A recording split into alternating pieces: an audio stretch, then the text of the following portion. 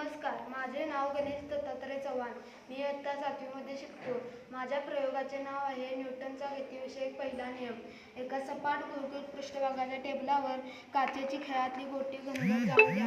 काही वेळानंतर तिचा वेग मंदावेल व ती थांबेल. कॅरम बोर्डवर स्ट्रायकरने ढकललेली सोंगटीसुद्धा अशीच पुढे जाऊन थांबेल. कॅरम बोर्डवर पावडर टाकून सोंगटी ढकलल्यास ती जास्त काळ पुढे जात राहील व नंतर थांबेल. यावरून काय लक्षात येते? घर्षण बलामुळे सोंगटीचा वेग कमी होतो व सोंगटी थांबते. कॅरम बोर्ड व सोंगटी यांच्यातील घर्षण कमी केले तर सोंगटी जास्त काळ पुढे जात राहील. न्यूटनचा गतिविषयक पहिला नियम.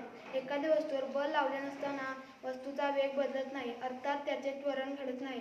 वेगळ्या शब्दात सांगायचे झाले तर बल लावले नसताना वस्तू जर स्थिर असेल तर ती स्थिर राहील. जर गती असेल तर ती एकाच वेगाने व एकाच दिशेने सतत पुढे जात राहील. धन्यवाद.